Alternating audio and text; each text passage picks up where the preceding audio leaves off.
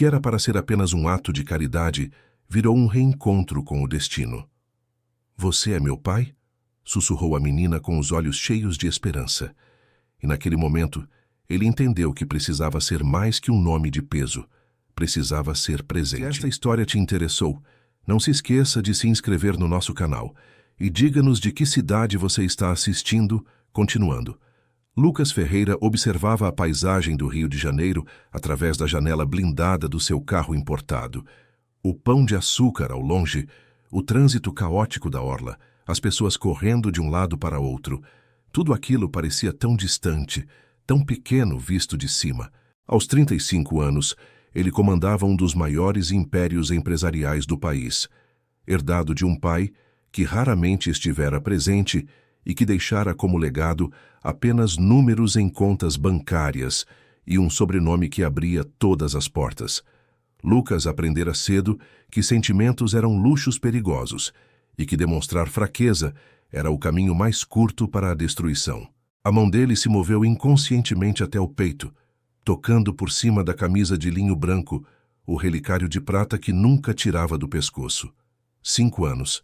5 anos desde que Juliana partira, levando consigo a única parte dele que ainda sabia sentir.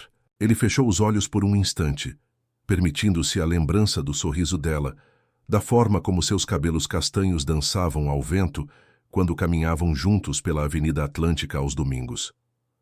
Juliana tinha sido diferente de todas as mulheres que circulavam em seu mundo de aparências. Ela era professora, morava num apartamento simples na Zona Norte, pegava metrô todos os dias e não se impressionava com jantares em restaurantes caros ou viagens internacionais. O que a impressionara nele fora justamente aquilo que ninguém mais via: o homem por trás da fortuna, o ser humano escondido sob camadas de proteção. Mas o mundo deles nunca aceitara aquela união. A família Ferreira tinha planos diferentes para o herdeiro, e Juliana não se encaixava nesses planos. Lucas lembrava das discussões acaloradas com o tio Ricardo, administrador dos negócios da família, um homem de 60 anos que via sentimentos como ameaças ao patrimônio. Lembrava das pressões, dos olhares de reprovação nos jantares formais, dos comentários maldosos que chegavam até Juliana. E então, ela simplesmente desaparecera. Um dia estava ali, rindo de suas piadas sem graça, e no outro havia sumido sem deixar vestígios. Lucas a procurara por meses, contratara investigadores, revirara a cidade inteira. Quando finalmente a encontrou, foi tarde demais. Uma notícia no jornal, uma nota pequena sobre um incidente que tirara a vida de uma jovem professora. Nenhum detalhe, nenhuma explicação. Apenas a certeza de que ela se fora para sempre. Desde então, Lucas mergulhara ainda mais fundo no trabalho. Reuniões intermináveis, viagens constantes, aquisições de empresas, fusões, acordos milionários. Tudo para evitar pensar, para evitar sentir. Seu apartamento de cobertura no Leblon era um museu de luxo vazio, onde ele passava apenas para dormir algumas horas antes de voltar ao escritório. As paredes brancas impecáveis, os móveis de design importado, a vista panorâmica da cidade iluminada. Tudo perfeito, tudo frio, tudo sem vida.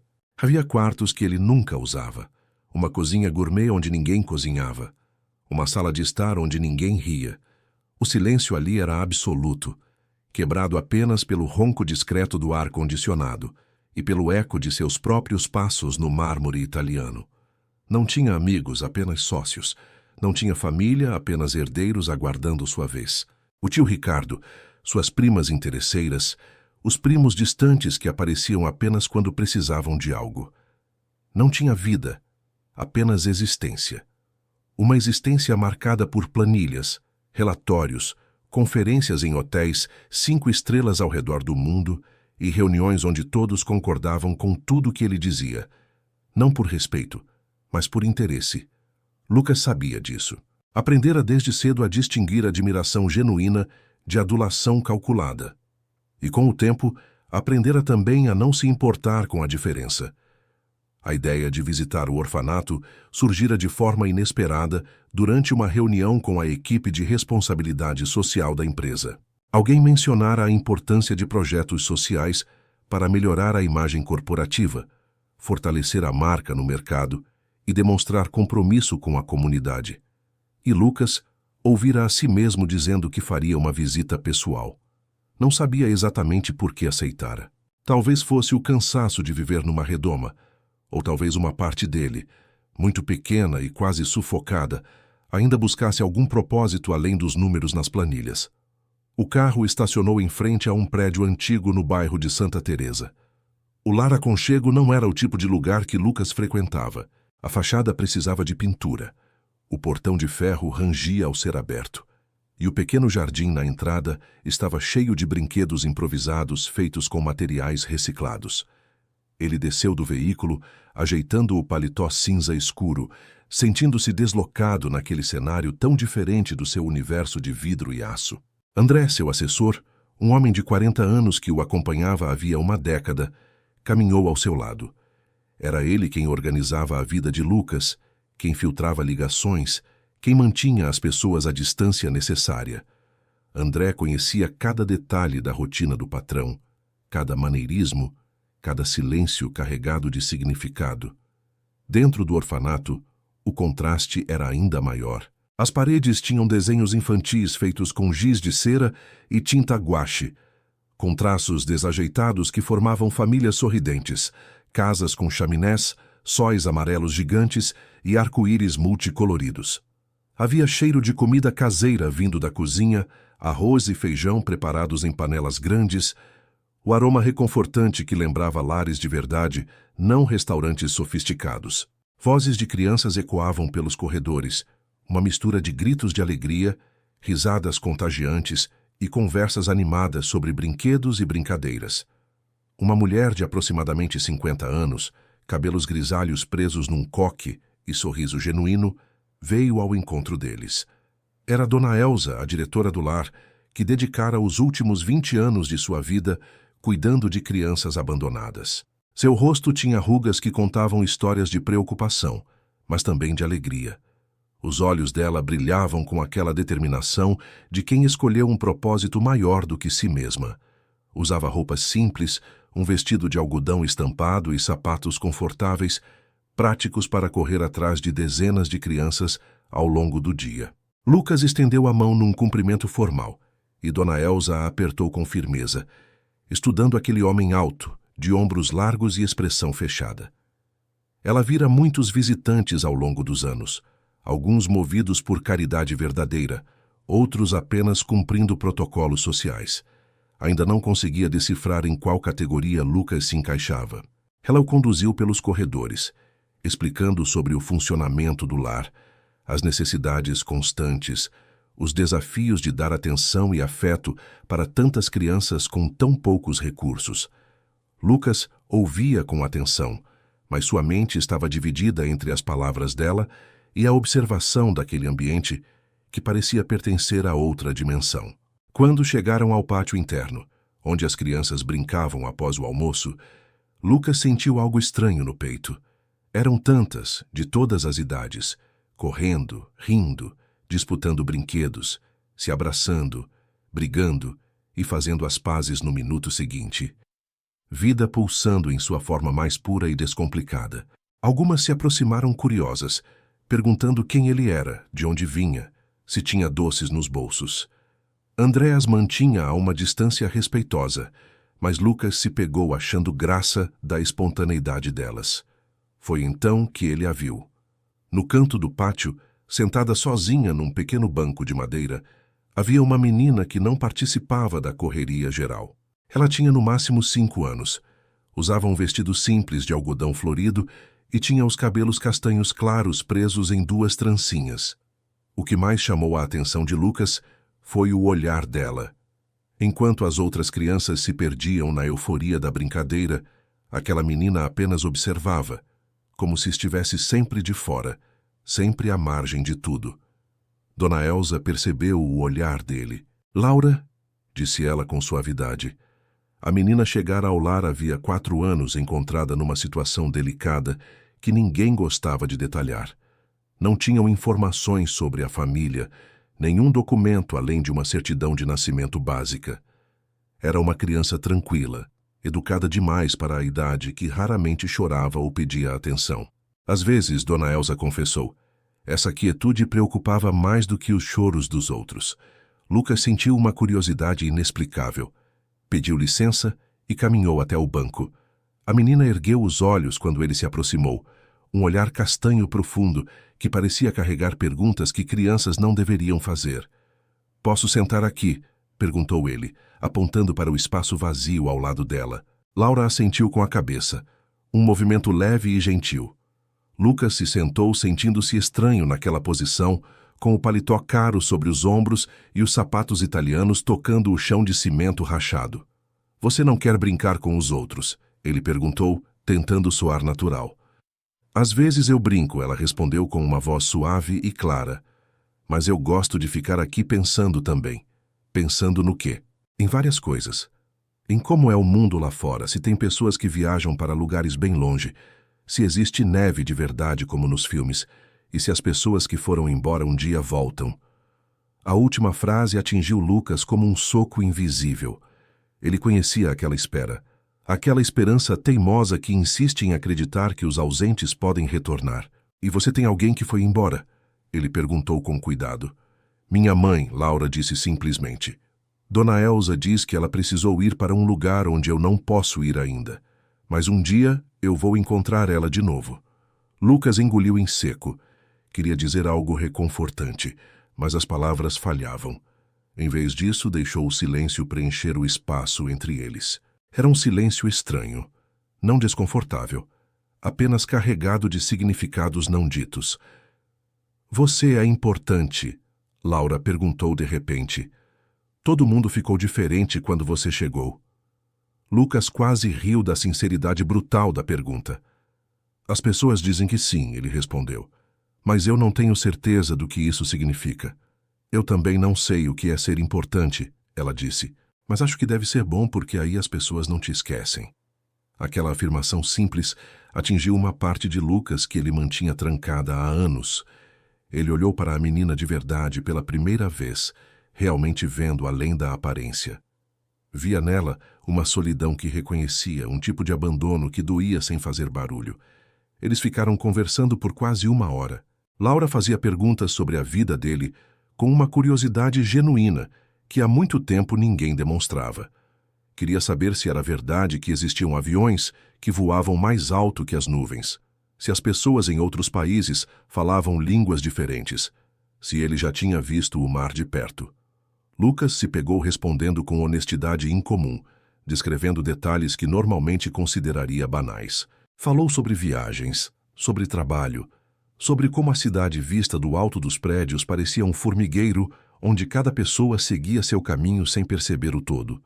Falou sobre reuniões em salas com mesas enormes, sobre decisões que mudavam o rumo de empresas inteiras, sobre a responsabilidade de carregar um sobrenome que pesava como uma armadura. Laura ouvia atenta, absorvendo cada palavra como se fossem tesouros raros guardados em cofres secretos. Seus olhos brilhavam quando ele mencionava lugares distantes, e ela fazia comentários surpreendentemente perspicazes para alguém tão jovem. Dizia que devia ser solitário estar sempre tão alto, longe das outras pessoas. Dizia que as decisões importantes deviam assustar, porque quando erramos machucamos mais gente. Lucas se surpreendia com aquela sabedoria precoce, com aquela capacidade de compreender nuances que adultos raramente captavam. Em determinado momento, o olhar de Laura caiu sobre o colar que Lucas usava. Ela apontou timidamente. "O que é isso?" perguntou. Lucas levou a mão instintivamente ao relicário, aquele objeto que era sua prisão e seu refúgio ao mesmo tempo.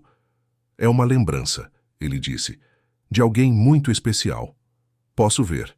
ela pediu com uma doçura que desarma qualquer defesa. Lucas hesitou. Ninguém vira o conteúdo daquele relicário nos últimos 5 anos.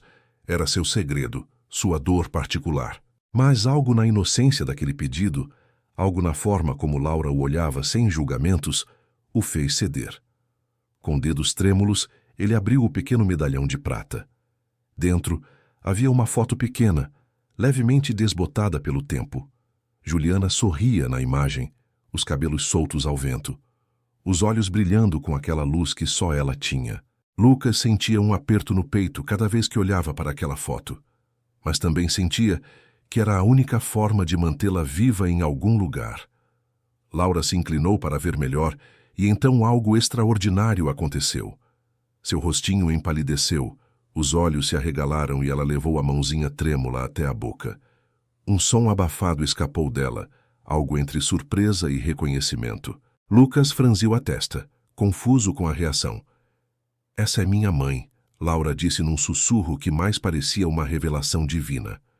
Lucas sentiu o mundo girar. "Como assim sua mãe?" ele perguntou, tentando manter a voz calma, enquanto seu coração acelerava descontroladamente. "É ela", Laura insistiu, os olhos fixos na foto. "Eu lembro. Eu era bem pequena, mas eu lembro do rosto dela, do jeito que ela olhava para mim. É a minha mãe." O chão pareceu desaparecer sob os pés de Lucas. Ele olhou para a foto, depois para a menina, depois para a foto novamente. Impossível. Era impossível. Juliana não tinha filhos, ele teria sabido, ela teria contado. Mas então por que aquela criança reconhecia a foto com tanta certeza? Por que aqueles olhos castanhos pareciam tão familiares agora que ele prestava atenção? "Deve ser apenas uma semelhança", ele disse, mais para si mesmo do que para ela. Às vezes as pessoas se parecem. Mas Laura não desviava o olhar da foto, como se estivesse hipnotizada. E então ela fez a pergunta que mudaria tudo, a pergunta que abriria uma porta que Lucas não sabia que existia. "Se ela é sua lembrança especial e ela é minha mãe", ela disse com a lógica impecável das crianças, "então você é meu pai?" Lucas não conseguiu responder. As palavras ficaram presas na garganta, o ar faltou nos pulmões, e tudo ao seu redor pareceu entrar em câmara lenta. André, que observava de longe, percebeu a mudança e se aproximou rapidamente, mas Lucas fez um gesto para que ele parasse. Ele olhou para Laura, realmente olhou. O formato do rosto, a curva do nariz, os olhos profundos, e pela primeira vez em 5 anos, Lucas Ferreira permitiu que uma possibilidade impossível entrasse em sua mente. E se Juliana tivesse um segredo? E se ela tivesse ido embora não por escolha, mas por necessidade? E se aquela criança sentada ali ao seu lado fosse o pedaço dele e de Juliana que o destino insistia em reunir? A conversa entre eles continuou, mas Lucas já não estava totalmente presente. Sua mente disparava em 1000 direções diferentes, buscando memórias, procurando sinais, tentando encaixar peças de um quebra-cabeça que ele nem sabia que existia. Quando finalmente se despediu de Laura, prometendo voltar, ele carregava consigo muito mais do que a lembrança de uma tarde diferente. Carregava uma dúvida que corroía, uma esperança que apavorava e uma certeza crescente de que sua vida estava prestes a mudar de formas que ele jamais imaginara possível. Lucas não dormiu naquela noite.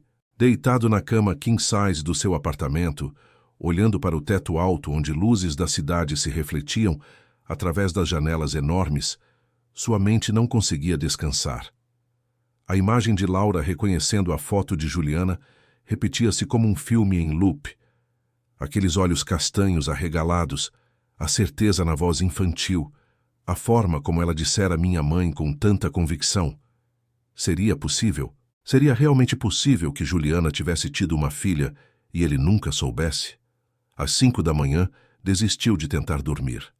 Tomou banho, vestiu um terno cinza carvão e ligou para André antes mesmo do sol nascer completamente.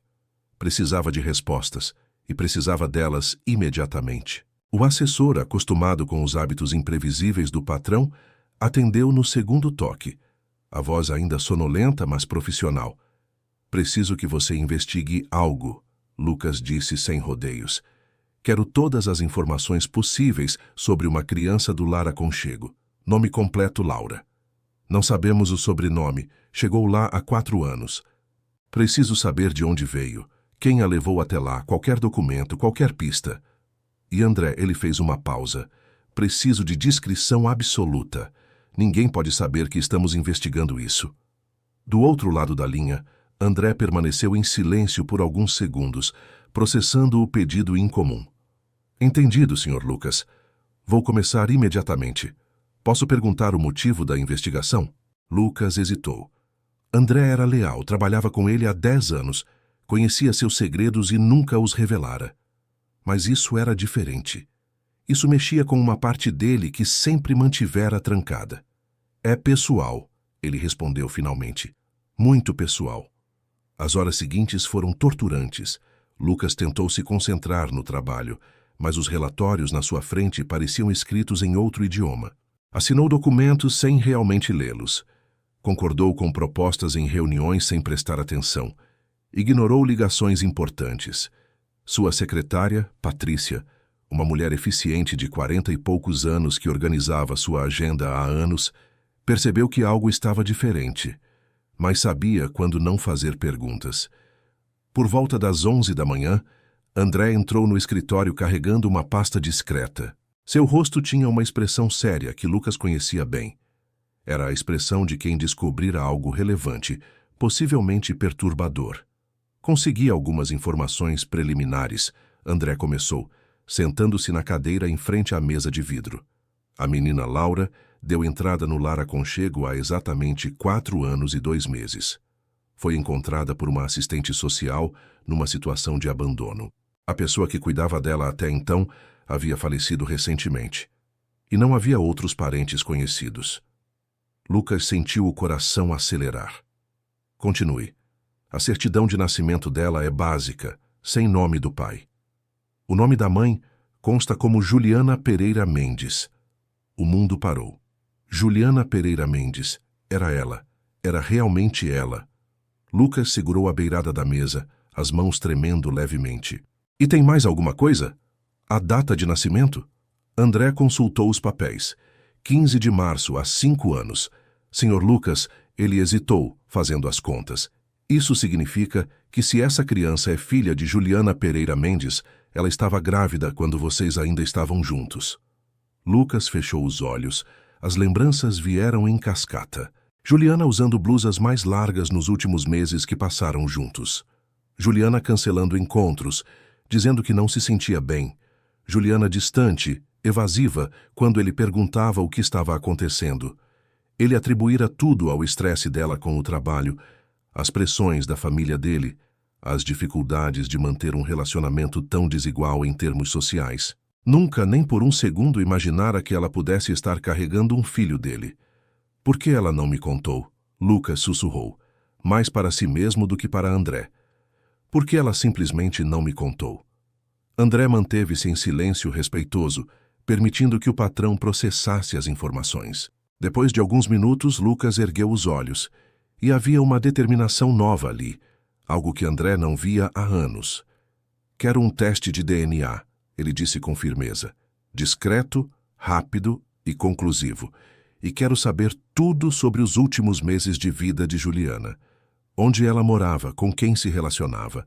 Por que desapareceu da minha vida tão repentinamente?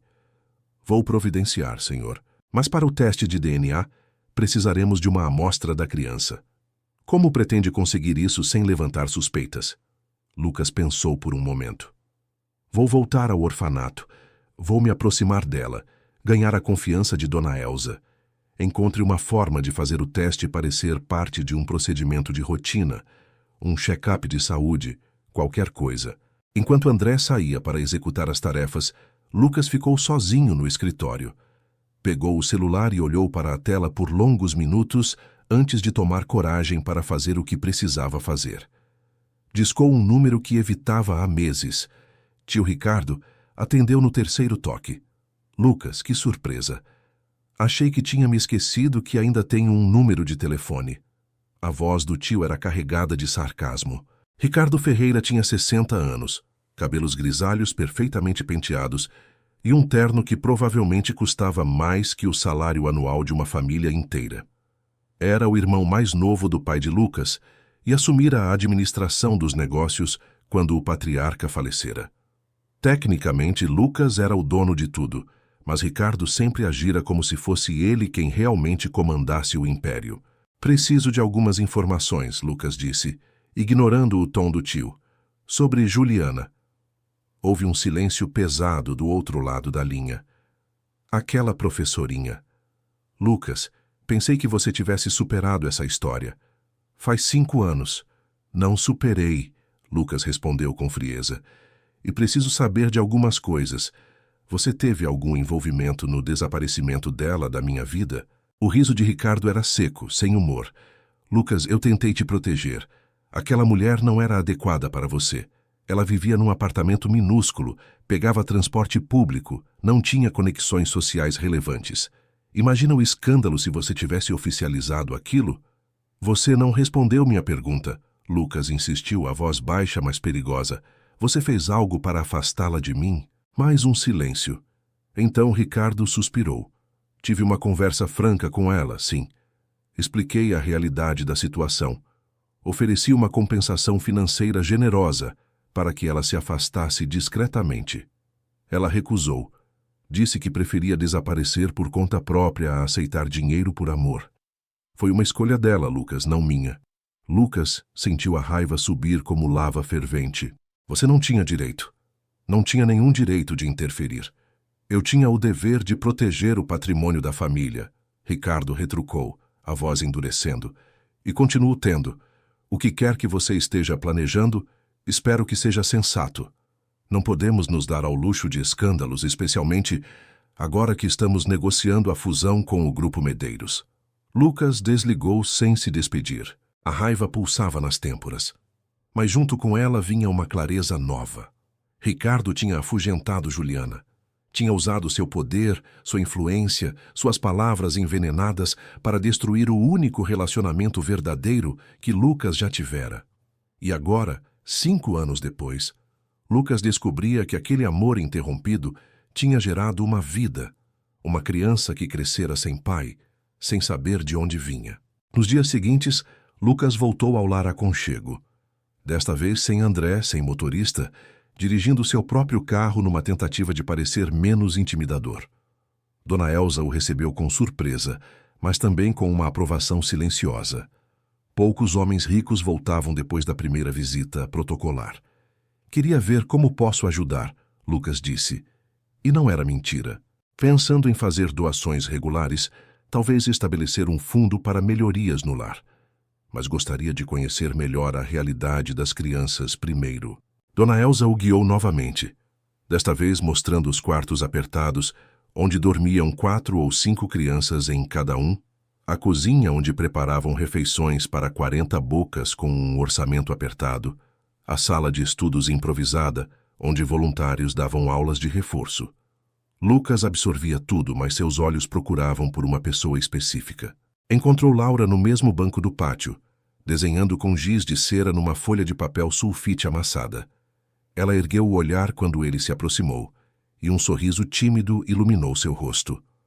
Você voltou, ela disse, como se não acreditasse completamente. Prometi que voltaria, Lucas respondeu, sentando-se ao lado dela. Posso ver o que você está desenhando? Laura mostrou o desenho. Era uma casa simples, com janelas quadradas, uma porta vermelha e um sol enorme no canto da folha. Na frente da casa, 2 figuras de palito se davam as mãos. Uma mãe e uma filha, ela explicou. É como eu imagino que seria se ela estivesse aqui. Lucas sentiu um nó na garganta. E como você acha que seria? Ela pensou por um momento, o giz de cera laranja parado no ar. Acho que a gente faria coisas juntas. Cozinhar, assistir filmes, conversar antes de dormir. As outras crianças aqui dizem que mães fazem essas coisas. E ela provavelmente me ensinaria coisas importantes, como ser forte quando as coisas são difíceis. Você já é forte, Lucas disse suavemente, mais forte do que imagina. Nos encontros seguintes, que se tornaram mais frequentes, Lucas começou a conhecer Laura de verdade. Descobriu que ela adorava histórias de aventura, especialmente aquelas com piratas e tesouros escondidos, que tinha medo de trovões, mas fingia ser corajosa para não preocupar as outras crianças, que sonhava em um dia conhecer o mar e sentir a areia entre os dedos dos pés. Descobriu que ela era gentil com as crianças menores, ajudando-as a amarrar os sapatos e enxugando suas lágrimas quando choravam por saudade de algo que nunca tiveram. Descobriu que ela dividia seus poucos pertences sem reclamar, mesmo quando significava ficar sem nada, e que tinha um caderno velho, com páginas amareladas, onde desenhava lugares que gostaria de visitar: praias, montanhas, cidades com prédios altos. Durante uma dessas visitas, Lucas trouxe um livro de histórias infantis ilustrado, um volume caro com capa dura e páginas brilhantes. Laura segurou o livro como se fosse o maior tesouro do mundo, passando os dedos delicadamente pelas ilustrações coloridas, com medo de danificar algo tão bonito. Lucas sentou-se ao lado dela no banco do pátio e começou a ler em voz alta, algo que nunca imaginara fazer na vida. As outras crianças se aproximaram, formando um semicírculo ao redor deles, todas hipnotizadas pela história e pela voz grave dele narrando aventuras de reinos distantes. Quando terminou a leitura, Laura o abraçou.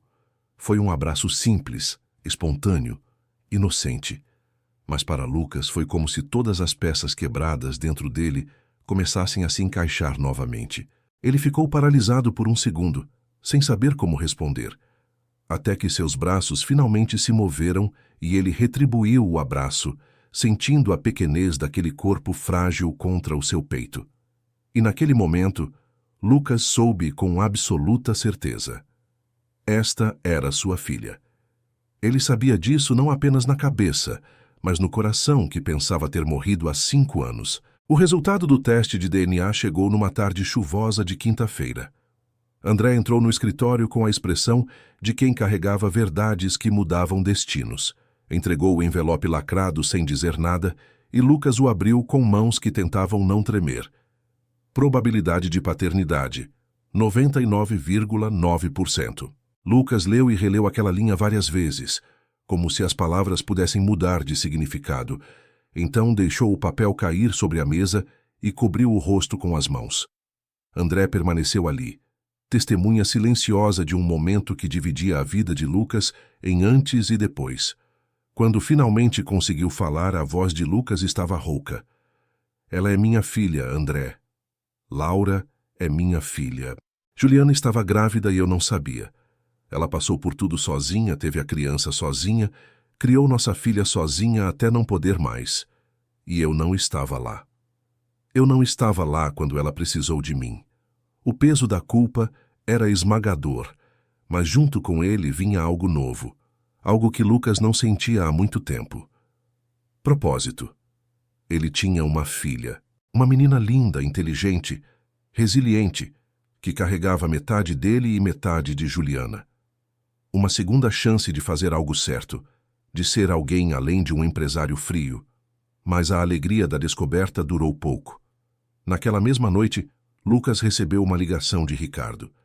O tio tinha um tom diferente na voz, algo entre preocupação e ameaça. Soube que você está fazendo visitas frequentes a um orfanato, Ricardo disse sem preâmbulos. Espero que não esteja pensando em fazer nenhuma loucura. Como você soube disso? Lucas perguntou friamente. Tenho meus contatos, Lucas, e tenho o dever de proteger os interesses da família. Se você está pensando em trazer alguma criança para dentro do nosso círculo, preciso te alertar sobre as consequências. Questões de herança, de legitimidade, de imagem pública. Seria um caos. Lucas sentiu a raiva antiga ressurgir, mas agora vinha acompanhada de uma força nova. Não vou deixar que você interfira de novo, tio. Você destruiu minha chance de ser feliz uma vez. Não vai destruir de novo. Não sou eu quem destrói, Lucas, Ricardo retrucou. Sou eu quem protege. E se você não for sensato, terei que tomar medidas para garantir que essa situação não saia do controle. A ameaça velada pairou no ar como uma nuvem escura. Lucas desligou o telefone e ficou olhando para as luzes da cidade através da janela. Tinha uma filha que merecia conhecer a verdade, que merecia ter um pai, que merecia tudo o que ele não tivera quando crescia. Mas para dar isso a ela, teria que enfrentar a própria família, desafiar estruturas de poder estabelecidas há décadas, arriscar o império que levara anos para construir. E você, o que faria no lugar de Lucas? Enfrentaria toda a família e arriscaria tudo por uma filha que acabou de descobrir? Ou tentaria resolver a situação de forma mais cautelosa, mesmo sabendo que isso poderia significar mais tempo longe de Laura? Nos conte nos comentários. Naquela mesma noite, Lucas teve um sonho, ou seria uma lembrança. Via Juliana grávida, sentada num banco de praça, as mãos protegendo a barriga levemente arredondada. Ela chorava em silêncio, olhando para o celular como se esperasse uma ligação que nunca chegaria. No sonho, Lucas tentava se aproximar, tentava dizer que estava ali, que nunca a abandonaria. Mas uma parede invisível os separava. Ela não conseguia vê-lo, não conseguia ouvi-lo. E então a imagem se desfazia, transformando-se em Laura sozinha no orfanato, perguntando a Dona Elsa se algum dia alguém viria buscá-la. Acordou suado, o coração acelerado, a certeza absoluta de que não podia perder mais tempo. Juliana já pagara o preço da interferência de Ricardo. Laura já passara anos sem saber quem era seu pai. Não haveria mais espera, não haveria mais hesitação. Era hora de agir independentemente das consequências. E pela primeira vez em muito tempo, Lucas descobriu que estava disposto a arriscar tudo. Porque Laura não era apenas uma criança num orfanato. Era seu sangue, seu futuro, sua redenção. Era a prova viva de que o amor entre ele e Juliana tinha sido real, tinha criado algo precioso, algo que merecia ser protegido a qualquer custo. Na manhã seguinte, Lucas acordou com um plano formado em sua mente. Não seria fácil e certamente não seria rápido, mas ele faria o que fosse necessário para trazer Laura para casa. Para a casa que ela merecia ter, cheia de amor, segurança e presença. Uma casa onde ela nunca mais teria que se perguntar se alguém voltaria para buscá-la. Mas enquanto Lucas tomava essa decisão, forças contrárias já se movimentavam nas sombras. Ricardo não era homem de aceitar derrotas e tinha recursos suficientes para tornar a vida de Lucas muito complicada. Ele já estava fazendo ligações, conversando com advogados, estudando formas de questionar a paternidade, de dificultar qualquer processo de adoção, de usar a máquina da família Ferreira para manter aquela criança exatamente onde estava, longe da herança, longe do sobrenome, longe de tudo. A batalha que estava por vir seria intensa e o preço poderia ser alto, mas Lucas estava pronto. Pela primeira vez em 5 anos ele tinha algo pelo que valia a pena lutar. Tinha uma razão para acordar de manhã que ia além de planilhas e reuniões. Tinha uma filha para resgatar, uma verdade para revelar e um amor para honrar, mesmo que tardiamente. E nada, absolutamente nada, o impediria de cumprir essa missão. Os dias seguintes foram marcados por uma urgência que Lucas nunca sentira, nem nos negócios mais importantes. Acordava antes do amanhecer, revisava documentos jurídicos sobre processos de adoção, estudava cada detalhe da legislação brasileira, consultava os melhores advogados de família do país. Mas por mais que se preparasse no campo legal, sabia que a batalha real seria travada em outro território, o emocional. André trouxera novidades sobre a investigação do passado de Juliana. Tinha encontrado uma antiga vizinha dela, Dona Cida, uma senhora de 70 anos que morava no mesmo prédio simples da Zona Norte onde Juliana vivera. A mulher concordara em conversar e Lucas foi até lá numa tarde de terça-feira, sem avisar a família, sem levar seguranças, apenas ele e André no carro. O bairro era completamente diferente do mundo de Lucas.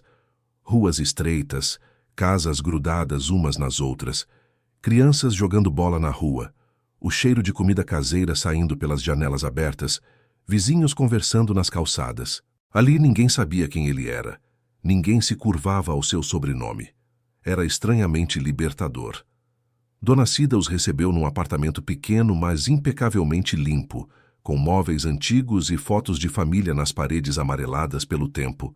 Havia cheiro de lavanda e café fresco.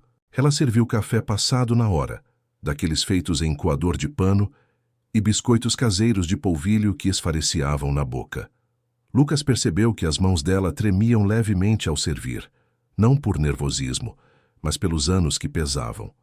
Ela estudava Lucas com olhos perspicazes que viam além das aparências, além do terno caro e dos sapatos de couro italiano.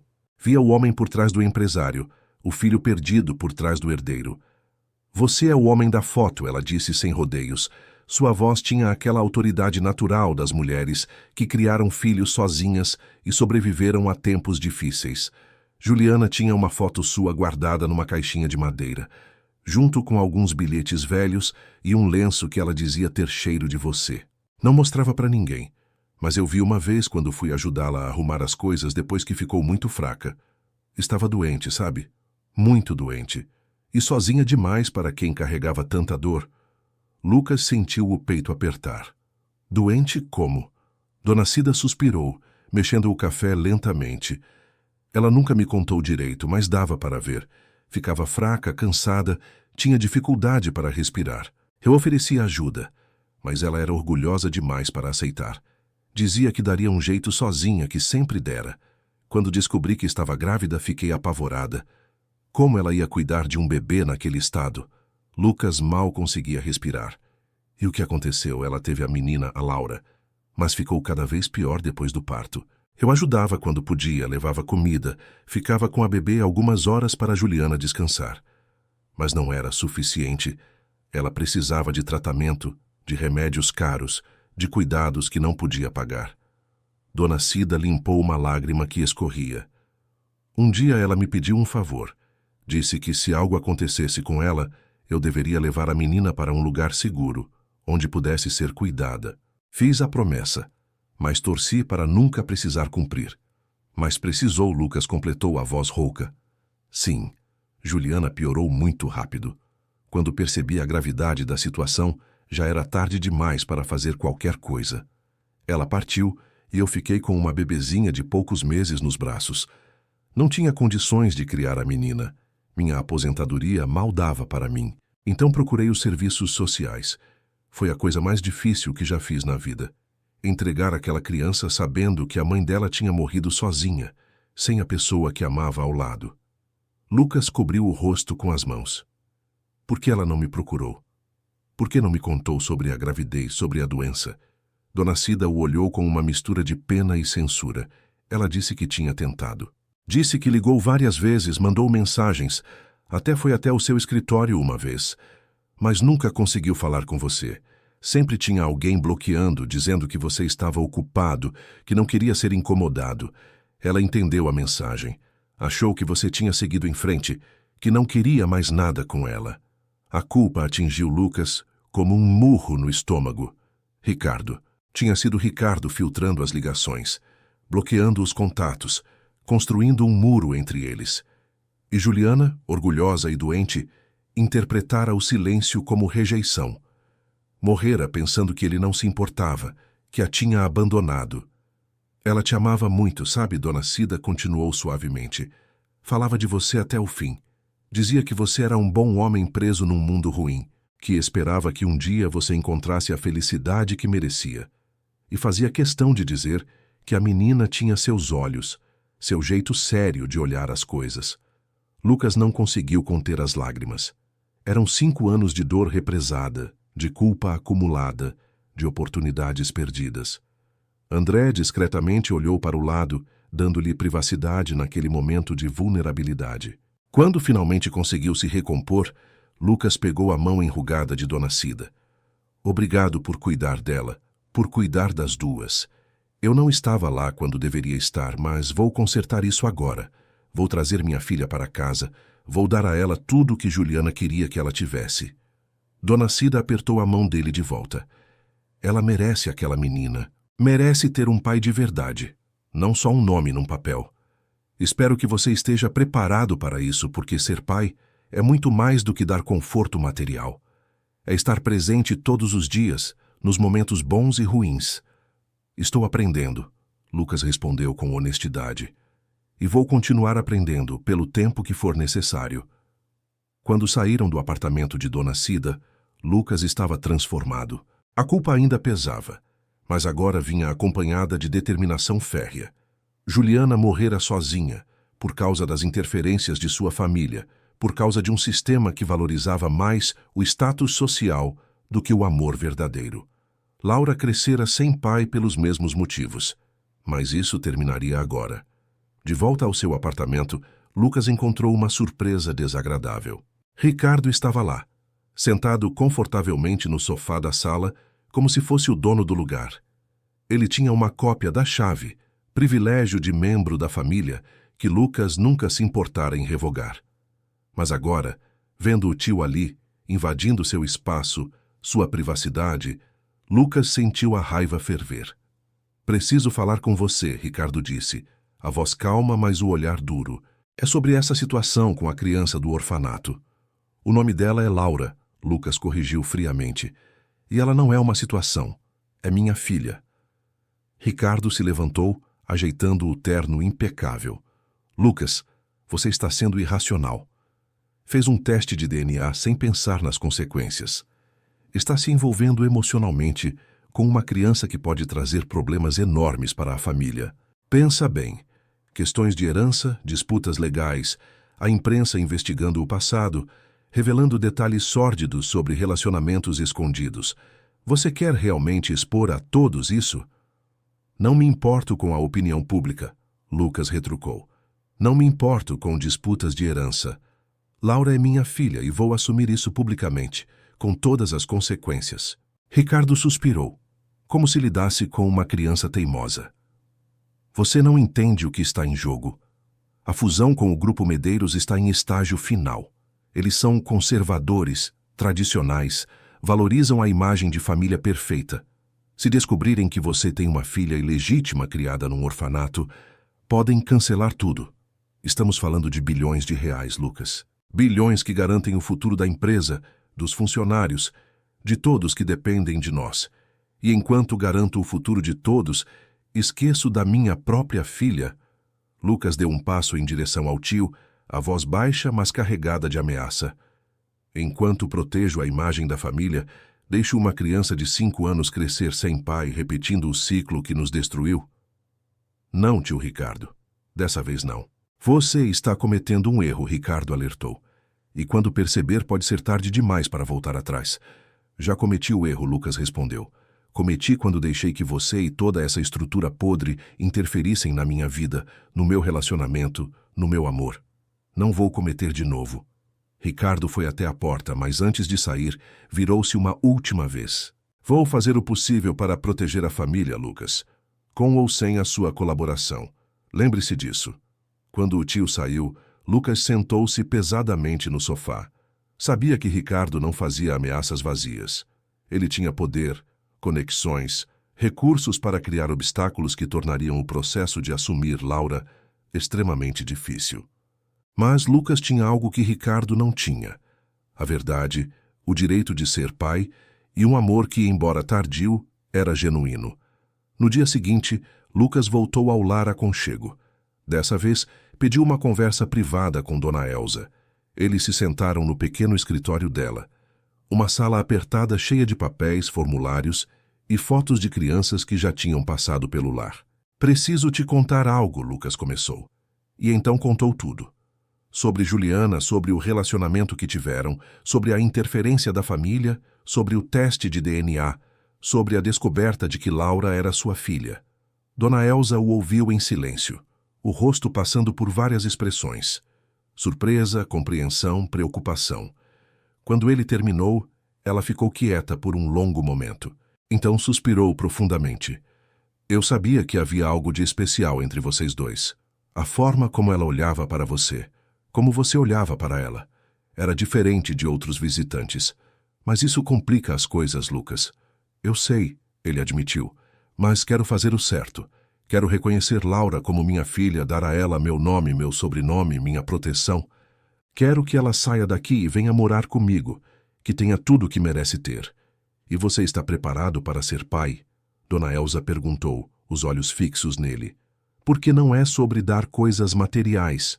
Laura precisa de presença, de atenção, de alguém que esteja lá quando ela acordar com pesadelos, quando tiver dúvidas, quando simplesmente precisar de um abraço. Você consegue ser esse alguém? Vou aprender, Lucas disse com convicção. Sei que não fui preparado para isso, que minha própria infância foi vazia de afeto. Mas quero ser diferente. Quero ser o pai que ela merece, não o pai que eu tive. Dona Elsa assentiu lentamente. Então vamos começar o processo. Mas saiba que não será rápido. Há burocracias, avaliações, visitas de assistentes sociais e, principalmente, a Laura. Ela precisa estar pronta para essa mudança. Precisa entender o que está acontecendo. Precisa querer isso também. Eu entendo, Lucas concordou. E quero fazer tudo do jeito certo, respeitando o tempo dela, garantindo que ela se sinta segura em cada etapa. Nos dias que se seguiram, Lucas aumentou a frequência das visitas. Agora ia ao orfanato quase todos os dias. Às vezes pela manhã antes do trabalho, às vezes à tarde, às vezes no fim do dia. Levava livros, brinquedos simples, mas principalmente levava presença. Sentava com Laura no banco do pátio, ouvia suas histórias, respondia suas perguntas intermináveis. Ensinava coisas sobre o mundo. Uma tarde, enquanto desenhavam juntos, Laura fez uma pergunta que parou o coração de Lucas. Você vai me adotar? Lucas largou o lápis de cor que segurava. Por que você pergunta isso? Porque você vem aqui todo dia. E Dona Elsa disse que, às vezes, adultos vêm para adotar crianças. Você veio por isso? Lucas respirou fundo.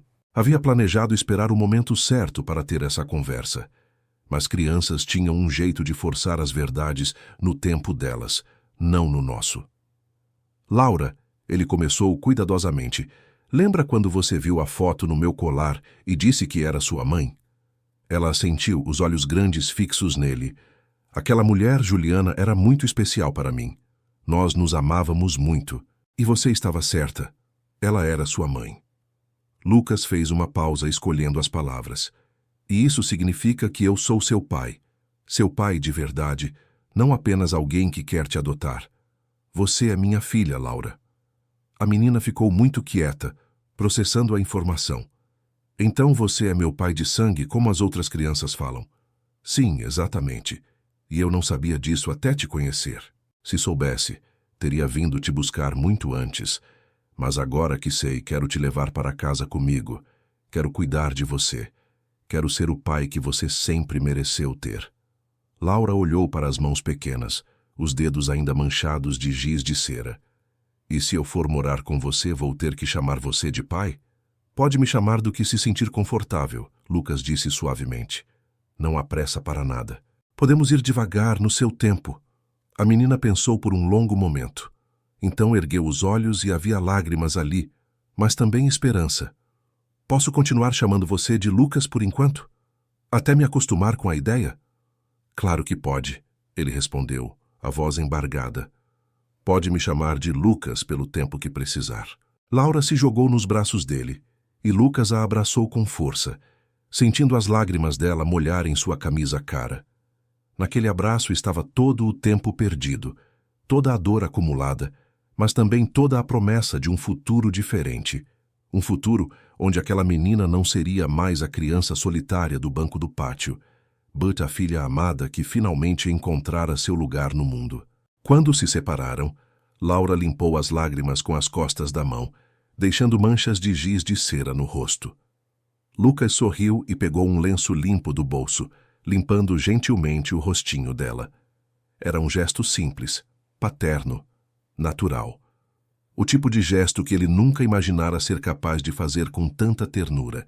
Lucas, ela disse, testando o nome na língua como se fosse novo. Você vai me levar embora daqui? Vou, ele prometeu. Mas vai levar um tempinho. Tem papéis para assinar, pessoas para conversar, coisas para preparar. Mas eu prometo que você vai sair daqui e vir morar comigo. Vamos ser uma família de verdade. E vou ter um quarto só meu? Com cama e tudo? A pergunta tão simples, tão básica, partiu o coração de Lucas. Vai ter um quarto enorme, ele disse, a voz falhando. Com a cama que você escolher, brinquedos, livros, tudo o que quiser. E vai ter algo muito mais importante. Vai ter um pai que estará lá todos os dias, que vai te levar para a escola, que vai ouvir suas histórias, que nunca mais vai deixar você se sentir sozinha.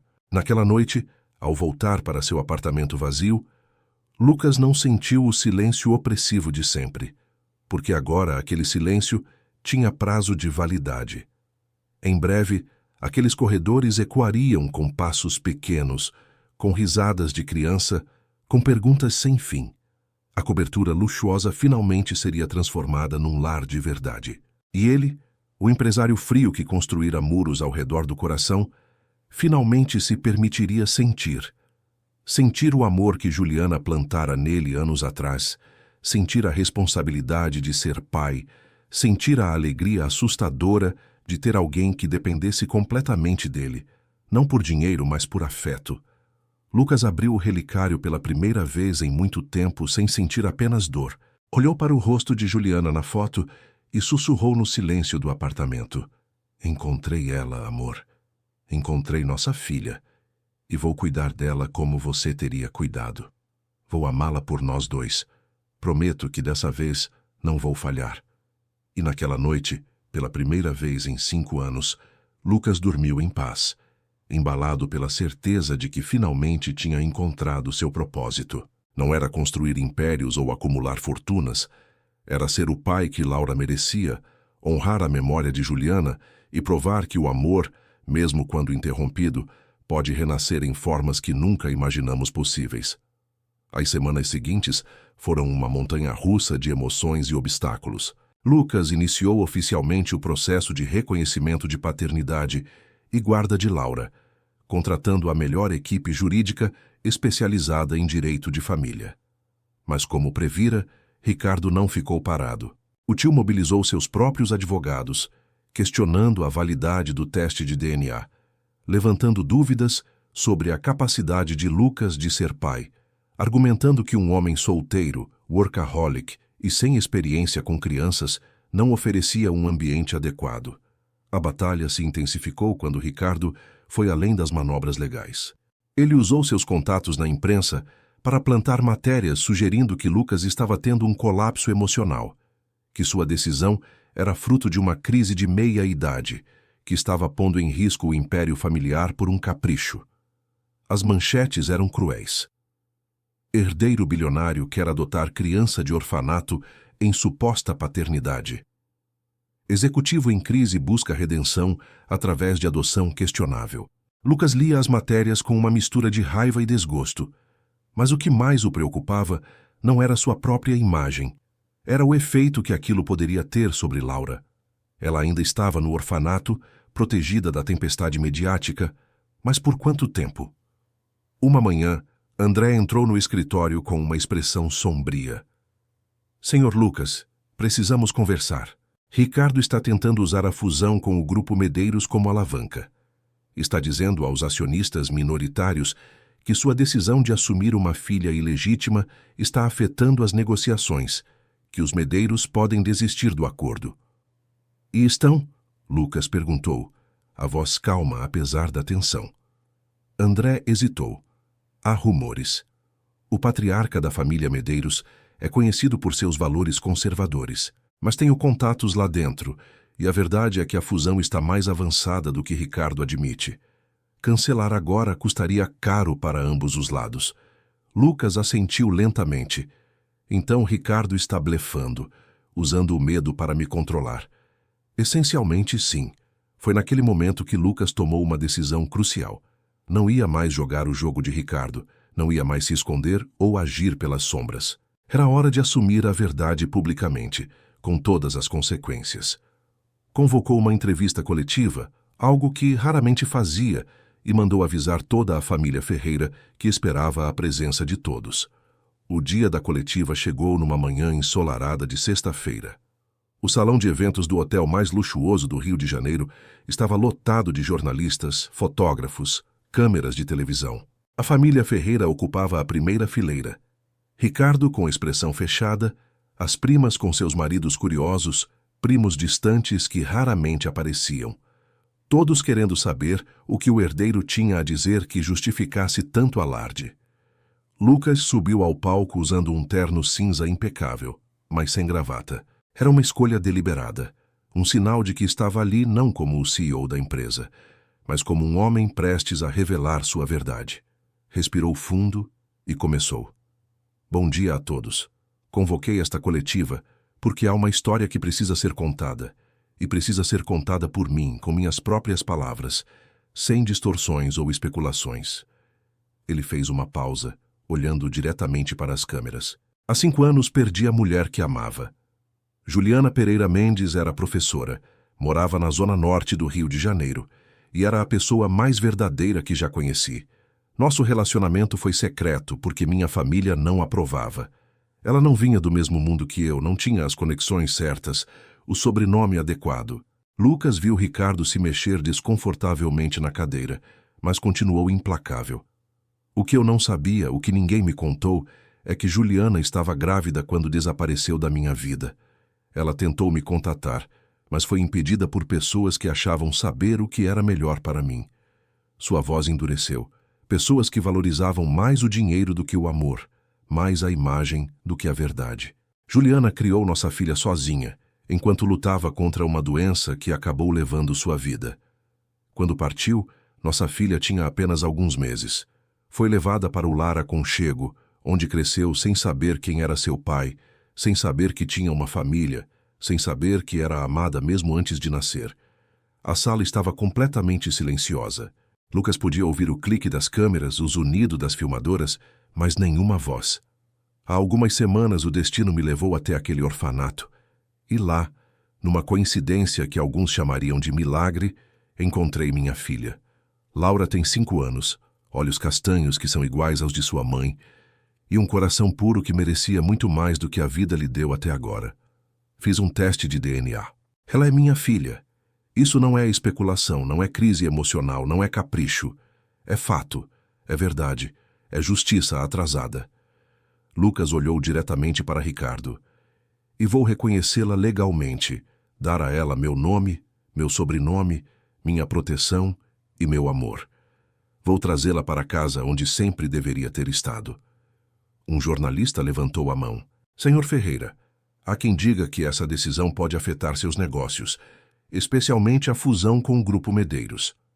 Lucas sorriu, mas era um sorriso sem humor. Se o Grupo Medeiros, ou qualquer outro parceiro de negócios, valoriza mais aparências do que caráter, então não são parceiros que eu queira. Minha filha não é um problema a ser escondido, é uma bênção a ser celebrada. E qualquer pessoa ou empresa que não consiga entender isso não merece fazer parte do meu mundo. E sua família, Sr. Ferreira? Outra jornalista perguntou. Eles apoiam sua decisão? Lucas olhou para a fileira da frente. Minha família terá que decidir o que valorizam mais. O sangue que nos une ou o dinheiro que nos divide. Mas independentemente da escolha deles, a minha já está feita. Laura é minha prioridade agora. Tudo mais vem depois. Depois da coletiva, enquanto os jornalistas ainda processavam as declarações bombásticas, Ricardo o interceptou nos bastidores. Você acabou de destruir anos de trabalho, ele disse, a voz tremendo de raiva contida. A fusão pode não acontecer. Os acionistas vão questionar sua capacidade de liderança. A imprensa vai ter um dia de campo com nossa família. Que assim seja, Lucas respondeu calmamente. Passei 5 anos construindo um império vazio, tio. 5 anos acumulando dinheiro que não me fazia feliz, poder que não me completava, sucesso que não significava nada. Hoje, pela primeira vez desde que Juliana partiu, sinto que estou fazendo algo que realmente importa. Você é um tolo romântico, Ricardo cuspiu as palavras. Igual a seu pai. Lucas sorriu, e desta vez o sorriso era genuíno. Se meu pai amou alguém com a intensidade que estou aprendendo a amar minha filha, então ele foi um homem mais sábio do que eu jamais dei crédito. Nos dias seguintes, a repercussão foi enorme. A história de Lucas e Laura dominou os noticiários, dividindo opiniões. Alguns o chamavam de irresponsável, outros de corajoso, mas o que importava para Lucas era uma ligação que recebeu 3 dias após a coletiva. Era o próprio Sérgio Medeiros, o patriarca da família com quem negociavam a fusão. Sua voz era grave, pausada. Senhor Ferreira, assisti sua entrevista. Preciso admitir que fiquei surpreso pela sinceridade. A maioria dos homens no seu lugar teria escondido, negado, manipulado a narrativa. Não sou a maioria dos homens, Lucas respondeu simplesmente. Percebo isso, Medeiros disse. E sabe o que mais percebi? Que um homem capaz de assumir publicamente sua filha, de enfrentar sua própria família por uma questão de princípios, é exatamente o tipo de homem com quem quero fazer negócios. A fusão continua, Sr. Ferreira. Com meu total apoio. Lucas sentiu um peso sair dos ombros. Não que a fusão importasse tanto quanto Laura, mas significava que ele não precisaria sacrificar um pelo outro. Poderia ter ambos, sua filha e a empresa que sustentaria o futuro dela. O processo legal acelerou depois da coletiva. A pressão pública, o teste de DNA irrefutável e o apoio de Dona Elsa facilitaram as coisas. 2 meses após aquele primeiro encontro no orfanato, Lucas recebeu a ligação que mudaria tudo. Senhor Ferreira, a assistente social disse do outro lado da linha. Tudo foi aprovado. Você pode buscar Laura a qualquer momento. Lucas desligou o telefone e ficou parado no meio do escritório, as mãos tremendo, o coração acelerado. Era real. Finalmente era real. Ele ia trazer sua filha para casa. Passou os dias seguintes transformando o apartamento. Contratou uma decoradora especializada em quartos infantis, mas fez questão de participar de cada decisão. O quarto de Laura ficaria no cômodo com a melhor vista da cidade, com janelas enormes que deixavam entrar a luz do sol. As paredes foram pintadas num tom suave de azul céu, com nuvens brancas desenhadas no teto. Uma cama com dossel de tule branco, estantes cheias de livros, uma escrivaninha para desenhar, brinquedos cuidadosamente escolhidos. Mas o toque mais especial foi uma moldura grande na parede, onde Lucas colocou uma foto de Juliana sorrindo, para que Laura nunca esquecesse a mulher que lhe deu a vida. No dia de buscar Laura, Lucas acordou mais cedo do que nunca. Vestiu roupas casuais, calça jeans e camisa de botão, nada dos ternos formais de sempre. Dirigiu pessoalmente até o lar aconchego, as mãos suadas no volante, o coração batendo como nunca batera em nenhuma reunião de negócios. Dona Elsa o esperava na entrada com Laura ao lado. A menina usava um vestido novo, simples, mas bonito, e segurava firme uma mochila pequena com seus pertences. Quando viu Lucas, seu rosto se iluminou. Lucas, ela disse, e então se corrigiu timidamente. Papai? A palavra atingiu Lucas como um raio. Era a primeira vez que ela o chamava assim. Ele se ajoelhou na frente dela, os olhos marejados. Sim, Laura. Papai está aqui. Papai veio te buscar para levar você para casa. Ela se jogou nos braços dele, e Lucas a ergueu, segurando-a firme contra o peito. Obrigado, ele disse para Dona Elsa, a voz embargada. Por tudo. Por cuidar dela, por acreditar em mim, por não desistir dela. Dona Elsa tinha lágrimas nos olhos. Cuide bem dela, Lucas. Ela é especial. Vou cuidar, ele prometeu. Todos os dias da minha vida. No caminho para casa, Laura ficou quieta, olhando pela janela do carro para a cidade que desfilava lá fora. Lucas percebia a tensão no corpinho dela, o medo do desconhecido misturado com a esperança do novo. Está com medo? Ele perguntou suavemente. Um pouquinho, ela admitiu. E se eu não souber ser sua filha direito? E se eu fizer algo errado? Lucas estacionou o carro por um momento, virando-se para olhá-la nos olhos. Laura, não existe jeito certo ou errado de ser filha. Você só precisa ser você mesma. E eu também estou aprendendo a ser pai. Vamos aprender juntos, está bem? Vamos errar juntos, consertar juntos, crescer juntos. Ela assentiu, um sorriso pequeno aparecendo no rosto. Juntos, ela repetiu, gostando da palavra. Quando chegaram ao prédio, Laura ficou impressionada com a altura, com o porteiro de uniforme, com o elevador espelhado. E quando entraram no apartamento, seus olhos se arregalaram. É tão grande, ela sussurrou. Dá para se perder aqui dentro. Lucas riu. Então vamos fazer um tour. Deixa eu te mostrar sua casa. Eles percorreram os cômodos, Lucas explicando cada espaço. A sala de estar enorme com vista para a cidade, a cozinha gourmet onde eles iam aprender a cozinhar juntos, o escritório que agora teria horários limitados porque papai precisava de tempo para a família. E então ele abriu a porta do quarto dela. Laura entrou devagar, como se estivesse pisando em solo sagrado. Tocou a cama com reverência, passou os dedos pelos livros nas estantes, olhou para os brinquedos ainda nas caixas, e então viu a foto de Juliana na parede. Ela parou, os olhos fixos na imagem. É a mamãe, ela disse baixinho. Você colocou a mamãe aqui. Claro que coloquei. Lucas se ajoelhou ao lado dela. Ela é parte da nossa história, Laura. Ela te amou antes mesmo de você nascer, e esse amor continua vivo em você, em mim, nesta casa. Ela sempre vai estar conosco. Laura abraçou Lucas com força. Obrigada, papai. Obrigada por me achar. Obrigada por me trazer para casa. E naquele momento, com sua filha nos braços, em pé no quarto que representava um novo começo, Lucas finalmente entendeu o significado de completude. Não era sobre ter tudo, era sobre ter o que realmente importava. Os meses seguintes foram de adaptação.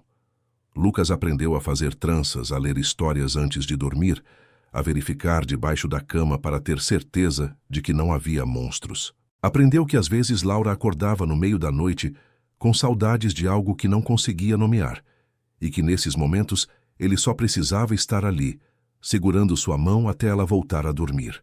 Aprendeu que ser pai era sobre os pequenos momentos, o café da manhã juntos, o dever de casa na mesa da cozinha, as risadas bobas assistindo desenhos no domingo. A transformação de Lucas era visível para todos que o conheciam. O empresário frio deu lugar a um homem que saía mais cedo do trabalho para não perder o jantar com a filha, que recusava viagens longas, que tinha fotos de Laura na mesa do escritório. André comentou certa vez que nunca tinha visto o patrão tão leve, tão presente, tão humano. Ricardo, eventualmente, aceitou a situação. Não com alegria, mas com resignação. A fusão aconteceu conforme planejado, e a empresa prosperou. Mas o relacionamento entre tio e sobrinho nunca mais foi o mesmo. Lucas mantinha o mínimo de contato profissional necessário, mas deixou claro que Ricardo nunca seria parte da vida de Laura. Um ano depois daquele primeiro encontro no orfanato, Lucas organizou uma festa pequena no apartamento. Era o aniversário de 6 anos de Laura. Dona Cida estava lá emocionada ao ver como a menina crescera. Dona Elza também, orgulhosa de ver seu trabalho concretizado num lar cheio de amor. André e Patrícia, agora parte estendida da família. E Laura no centro de tudo, usando uma tiara de aniversário que ela mesma escolhera, sorrindo de orelha a orelha. Quando chegou a hora de cortar o bolo, Lucas pediu silêncio. Quero fazer um brinde, ele disse, erguendo um copo de suco de uva, já que não havia álcool numa festa infantil. Há 1 ano, eu era um homem perdido. Tinha tudo em termos materiais, mas nada em termos do que realmente importa. E então encontrei você, Laura, minha filha, minha luz, minha segunda chance. Ele olhou para ela, os olhos brilhando. Você me ensinou que família não é sobre sangue ou sobrenomes, embora tenhamos ambos. É sobre estar presente, sobre amar incondicionalmente, sobre escolher todos os dias ser melhor do que ontem. Então, obrigado, minha filha. Obrigado por me encontrar, por me aceitar, por me ensinar a ser pai. Você é o maior presente que a vida poderia me dar. Laura correu para abraçá-lo, derrubando quase o bolo no processo. Todos riram, e Lucas a pegou no colo, girando com ela pela sala enquanto ela gargalhava. Era o som mais bonito que ele já ouvira. Naquela noite, depois que todos foram embora e Laura estava dormindo em sua cama. Lucas foi até o quarto dela. Ficou parado na porta, observando a filha dormir pacificamente, abraçada a um ursinho de pelúcia. Então foi até a foto de Juliana na parede e tocou o vidro suavemente. Conseguimos, amor, ele sussurrou. Nossa filha está em casa. Está segura, amada e feliz. Eu sei que você está em paz agora, sabendo que ela tem tudo o que você queria dar a ela. E eu prometo todos os dias que vou honrar sua memória sendo o pai que você queria que eu fosse. Lucas voltou para seu próprio quarto, mas não antes de deixar a porta entreaberta, caso Laura precisasse dele durante a noite. Era um hábito novo, estar disponível, estar presente, e era o hábito que mais o orgulhava. A história de Lucas e Laura não era sobre um final feliz impossível. Era sobre recomeços possíveis. Era sobre como o amor verdadeiro sempre encontra um caminho, mesmo quando interrompido por anos de silêncio e dor. Era sobre como nunca é tarde demais para fazer a coisa certa, para assumir responsabilidades, para ser a pessoa que alguém precisa que sejamos. E enquanto a cidade do Rio de Janeiro dormia lá fora, naquele apartamento que finalmente se tornara um lar, um pai e uma filha dormiam em paz, unidos por um destino que insistira em entrelaçar suas vidas, provando que algumas histórias de amor transcendem até mesmo a morte, renascendo em formas novas, em conexões eternas, em famílias que escolhem ser família todos os dias. Queridos ouvintes, esperamos que a história de Lucas e Laura tenha tocado o seu coração. Se você se emocionou com essa jornada de reencontro, redenção e amor incondicional, clique no botão de gostei, inscreva-se no canal e conte nos comentários o que mais te marcou nessa história.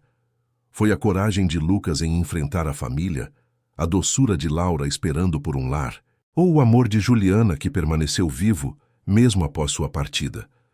Todos os dias trazemos histórias intensas como essa, que revelam o lado mais profundo da alma humana, os desafios da paternidade, o poder do perdão e a força dos recomeços.